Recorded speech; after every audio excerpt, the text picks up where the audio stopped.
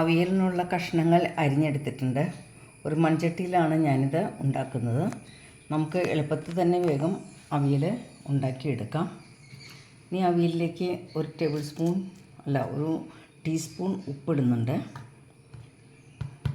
ഒരു ടീസ്പൂൺ തന്നെ മഞ്ഞൾപ്പൊടി ഇടുന്നുണ്ട്. പിന്നെ കുറച്ച് വേപ്പില. ഇത് വേവാൻ ആവശ്യമായ കുറച്ച് വെള്ളം നമുക്ക് ഒഴിച്ചു കൊടുക്കാം. അവിയലിന് ഒത്തിരി വെള്ളം ഒഴിക്കേണ്ടതില്ല. പച്ചക്കറിയിൽ നിന്നുള്ള വെള്ളം ഉണ്ടാകുമല്ലോ. വെള്ളം കൂടിപ്പോയാലും അതും പ്രശ്നമാണ്.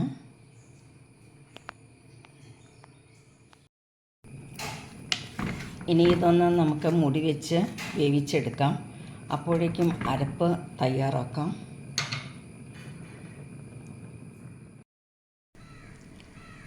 അവിയലിനാവശ്യമായ തേങ്ങ, ഒരു തേങ്ങ തന്നെ എടുത്തിട്ടുണ്ട്. ഒരു മീഡിയം വലുപ്പമുള്ള തേങ്ങയാണ് എടുത്തിരിക്കുന്നത്.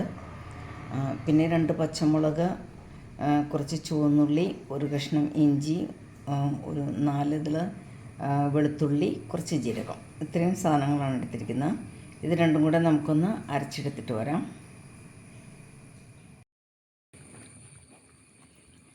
അവിയൽ കഷ്ണങ്ങൾ വെന്ത് വരുന്നുണ്ട്. ചിലയിടങ്ങളിൽ ചേന കുറച്ച് ചൊറിയുന്നതായിട്ട് കാണാം. അത് ഓരോ സീസണിൻ്റെ അനുസരിച്ചാണെന്നാണ് എനിക്ക് തോന്നുന്നത്. അപ്പോൾ ഈ ചേന പെട്ടെന്ന് തന്നെ വേവുന്നതാണ്. അതുകൊണ്ടാണ് ഞാനിത് എല്ലാ കഷ്ണങ്ങളുടെ ഒരുമിച്ചിട്ടത്. അല്ലാന്നുണ്ടെങ്കിൽ ആദ്യം കുറച്ച് ചേനയിട്ട് ഒന്ന് വെന്ത് വരുമ്പോൾ മറ്റ് കഷ്ണങ്ങൾ ഇട്ട് കൊടുത്താൽ മതി.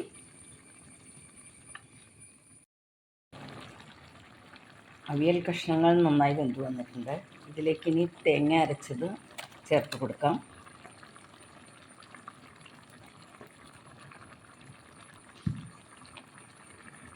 അവിയലിൽ ഇടുന്ന തേങ്ങ ഒത്തിരി അരയേണ്ടതില്ല. ഒരു പകുതി അരപ്പ് ആയാൽ മതി. ഒത്തിരി അരഞ്ഞാൽ അതിൻ്റെ ടേസ്റ്റ് പോകും. അപ്പോൾ ഇനി ഈ തേങ്ങ ഒന്ന് വെന്ത് വരട്ടെ.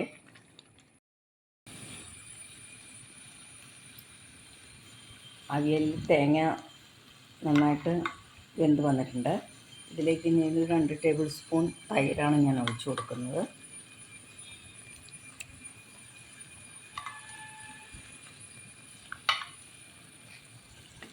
ചിലയിടത്തൊക്കെ തൈരിന് പകരം പച്ചമാങ്ങ ചേർക്കുന്നതും കണ്ടിട്ടുണ്ട്.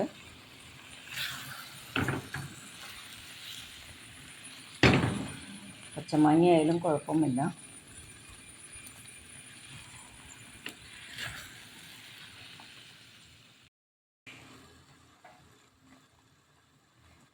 നമ്മുടെ അവിയൽ നല്ല ടേസ്റ്റി തന്നെ വന്നിട്ടുണ്ട്. അപ്പോൾ ഇതിലേക്ക് ഇനി കുറച്ച് വെളിച്ചെണ്ണയാണ് നമ്മൾ ഒഴിച്ച് കൊടുക്കുന്നത്. ഒരു 1.5 ടേബിൾ സ്പൂൺ വെളിച്ചെണ്ണ ഞാൻ ഒഴിച്ച് കൊടുക്കുന്നുണ്ട്. അപ്പോൾ ഇങ്ങനെ ഇഞ്ചി, വെളുത്തുള്ളി, ജീരകം ഒക്കെ അരച്ചിട്ടുള്ള ഒരു അവിയലൊന്നുണ്ടാക്കി നോക്കണം കേട്ടോ. നല്ല ടേസ്റ്റാണ്.